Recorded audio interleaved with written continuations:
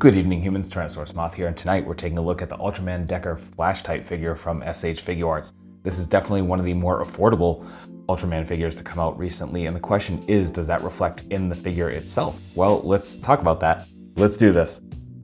Aesthetically speaking, this figure looks great, and I mean, SH Figuarts knows what they're doing with tokusatsu figures, and this is no different. So we got great proportions all around, just looks very much like a person in a suit, as it should. Pardon the lack of focus here. It's kind of hard to focus on the silver figures, and certainly more reflective figures. So yeah, please support the channel so I can actually invest in some new gear to make this a little clearer. But in any event, the figure, just again, those silvers are actually very, very nice. As you can see, some like nice reflectivity. And yeah, not only that, I'm moving on with the metallics. The gold is very, very nice. In fact, I think that's actually brighter than what the shade is on the show. And I'm not a stickler for accuracy, certainly when it kind of makes the figure pop a little bit more. And I think that's the case here. So you can see that nice gold kind of runs through the left arm. And then we got some reds and blues, and both of those are very, very clean, very nice. And yeah, just looks really good. Sculpt on the head is excellent. And as always, I pretty much always point this out with the Figuarts Ultramen. Just I love that they do the translucent eyes. That actually translates, oh, pardon me, to the gem here on the head. There we go. So I don't know how well that's going to come across on camera, but that is a translucent piece there as well. And then of course you get that galaxy design around that piece of the forehead, as well as on the chest, which looks excellent and nice and clear. So yeah, all around, just a really cool looking figure. Things are very straightforward when it comes to accessories, and there's nothing wrong with that. So let's jump right in. So we get multiple sets of hands, starting off with a pair of fists. Then we get a pair of kind of posed hands, probably my favorite of the bunch. Then we get, these two kind of confused me at first, and I had to realize what the difference was. So we kind of get two sets of chopping hands. The difference here being on this set, the thumb is tucked under the hand, and then we get this pair where the thumb is out. So that's that. And then finally we get some kind of grappling hands.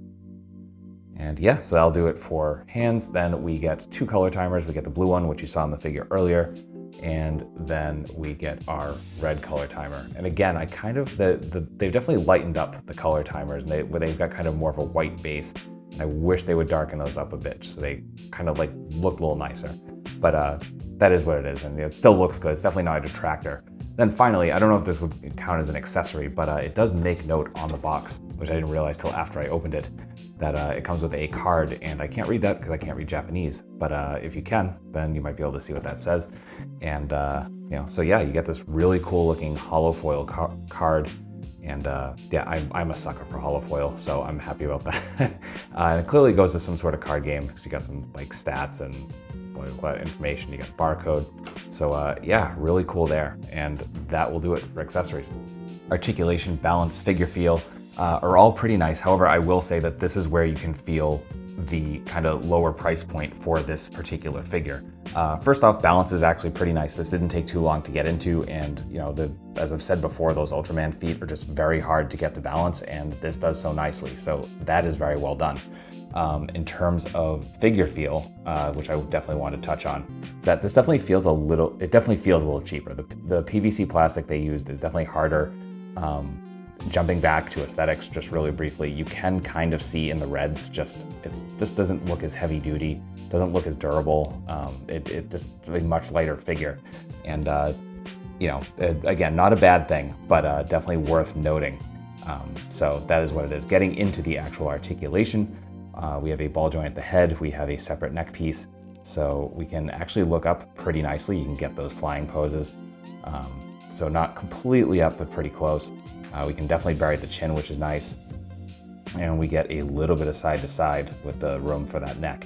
Come to the shoulders, and we do have butterfly joints, mainly to go forward, not so much back. So as you can see, it kind of hinges out there. You can see a little bit better here on the right side, since it doesn't have that thing in the way, especially if this would focus. And then we come to the arms, and we're coming out to a T. And for the left arm, that's impressive, even with this armor piece here. We get some rotation there as well. There is no bicep swivel. We have double jointed elbows, So bringing us to about there, we have our standard wrist joints. So ball hinges here at the wrists. Then we get ball joint at the diaphragm, ball joint at the waist. So combined, coming about that far. Not the best crunch, but it's there. Coming back, not the best arch, but it's there.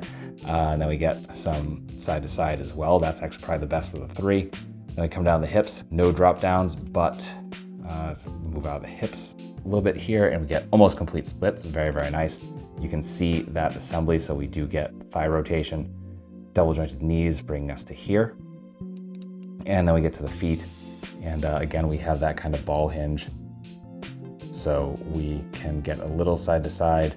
We can get some a little bit of point, come forward the slightest bit. We have that toe hinge and then a little bit of rocker as well. So that's articulation. Getting into size comparisons, here's Decker with some other SH Figuarts Ultraman, with some Hasbro and some Mattel, with some other imports, with some monsters. Finally, with articulated icons, Oni and yours truly in human form as the Valaverse Action Force figure. So my final thoughts on the Ultraman Decker Flash Type figure from SH Figuarts is that this is a very solid figure. Obviously with the price point, it's not going to be quite as refined as higher price point Figuarts, certainly for Ultraman, but honestly, you can't go wrong. And I definitely recommend it if you're a fan of Ultraman Decker, if you're just an Ultraman fan in general, or you're a fan of Figuarts. So definitely check this out. It's available from a few different online retailers, all of whom I can find. I will put in the description below. So check that out if you are so interested. And with that being said, I hope you found this review informative and somewhat entertaining. If you did, please consider liking, commenting, subscribing, sharing, all that fun stuff. Want to take it to the next level and help me even more?